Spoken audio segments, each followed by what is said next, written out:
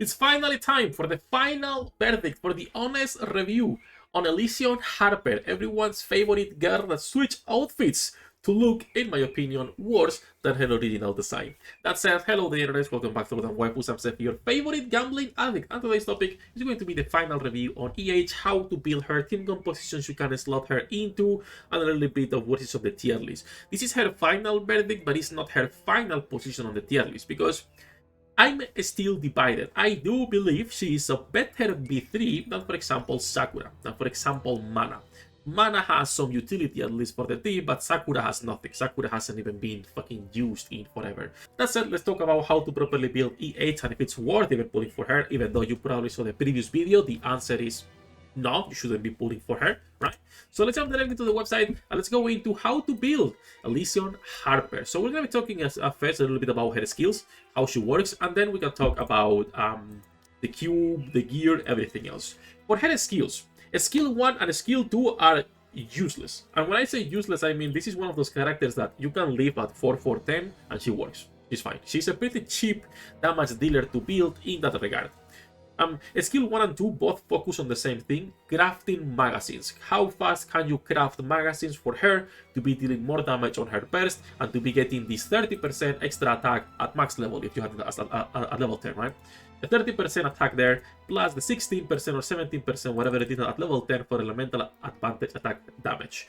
One of the biggest problems she has is that level 4 to level 10 is not a huge difference on a skill 1 and a skill 2. We're talking about a 5.45 at level 1, at level 4, while at level 10 is 7.5%. It's not a big difference to even bother taking this higher than level 4.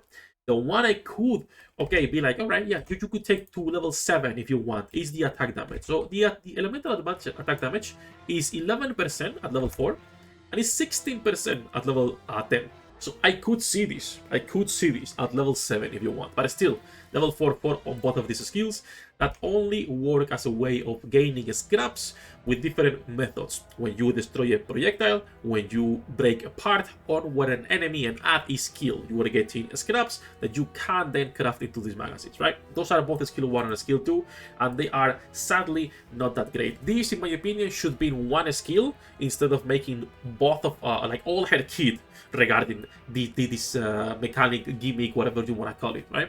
In my opinion, should be like just one skill and then second skill having different moves or something else that could actually make her more usable, right? And then her burst is good to invest if you want to invest into it. It's really good damage. It's where most of her damage is coming from, even if you have no magazines, even if you only get 1 or 2 magazines. Just because of this 430% attack buff for the whole duration of full burst is pretty good. She will be able to dish out great damage. And in fact, her burst alone makes it so she can she can do better damage even at low investment on any stage than, for example, Sakura and than, for example, Mana. Both of them are worse than EH.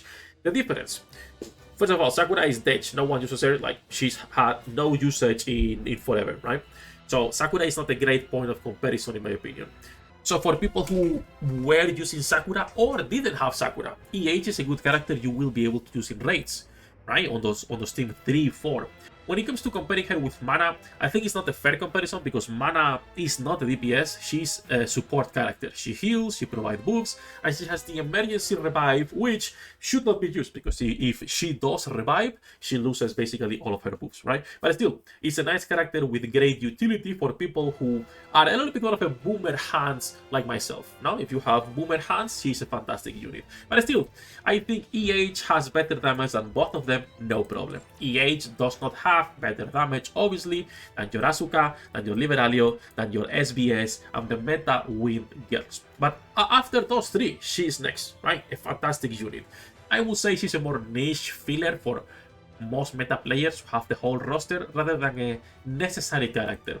Because everything that goes into team 3 to 5, it's a filler unit and they don't get as much usage. If you go into T3, T4 and you go into your Laplace Treasure, if you go into your Maxwell, if you go into, I don't even know, Rosanna, which is a great buffer as well, right? If you go into Laplace, both Treasure and base version don't have that much usage. Even from day one, they don't have that much usage, and this is a filler character, right? If you go into Maxwell, he's a character that as a support can offer a lot more utility than pure DPSs, right? A good unit. Rosanna, a character that is a pretty good buffer, will get more usage than a DPS that you can replace with something else. Because nowadays it's better to bring an off-element DPS, meta DPS, be it your Snow White, be it your Rappy, be it like any of these strong characters, than bringing EH just because she has width advantage. You're gonna be getting better damage bringing any of these girls, right?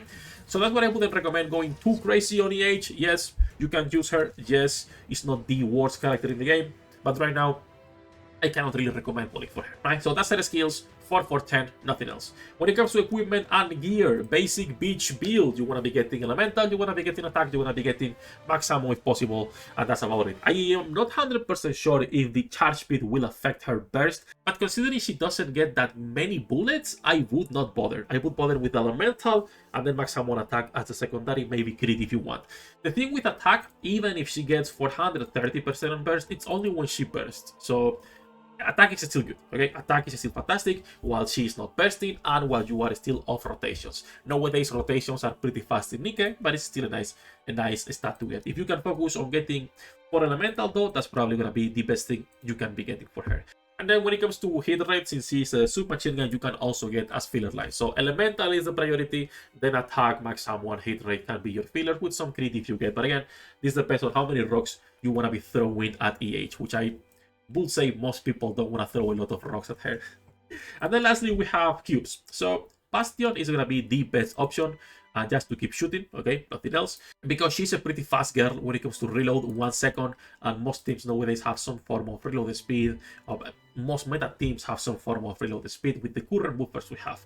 But Bastion is going to be the best option. I wouldn't go with Resilience. And the other cube that is going to be really good is Distraction, because you are using this character on bosses with parts. You want to be using this, right? So damage to parts increased by 24% is great on a character that can't get buff anytime you're breaking parts. Even though it's only 4 magazines she can get and it caps there, it's still good to have the Distraction cube. Now, obviously, this depends on what you are invested into. I've already said this. I'm working now on both Rupture and Distraction. It's just too expensive. There is not enough batteries, so I'm using Bastion for now because it works on any stage for her.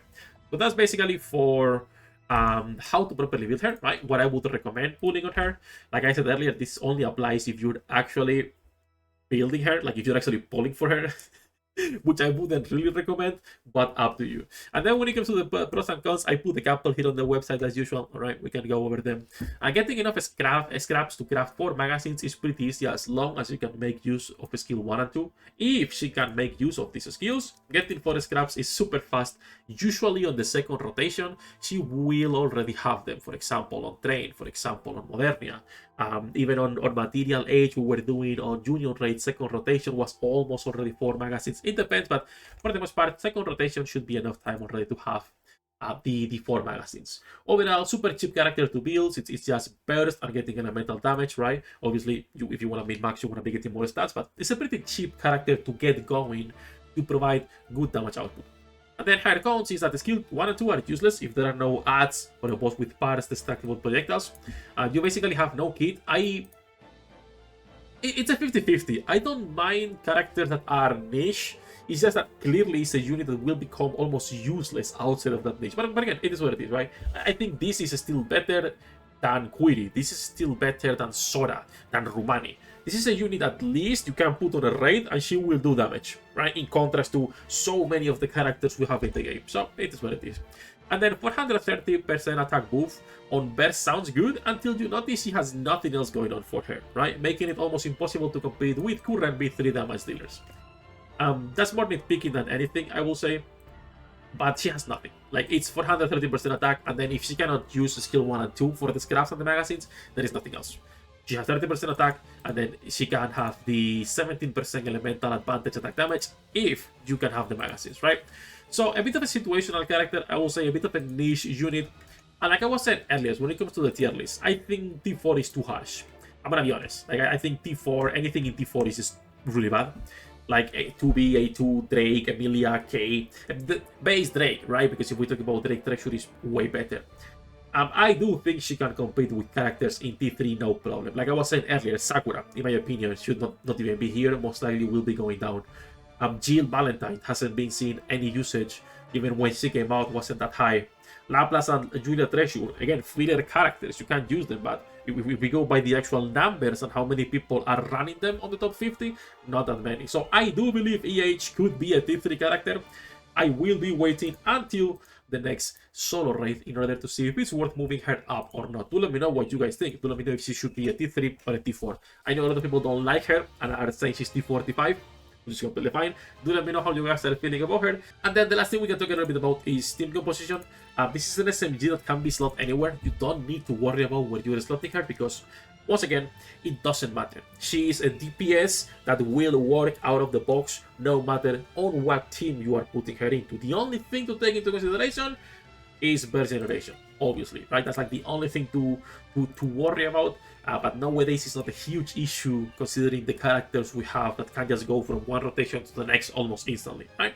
So that said, a really nice niche character that I would not recommend pulling for at all right now. Enough yapping, enough ranting. We are live every single day. Do let me know how you guys are feeling about EH and if you like characters like this or prefer units you can actually use anywhere and take advantage of. All that said, links in the description down below for the website, for the streams and everything else. Good luck with your pool, the internet, and I'll see you on the next one.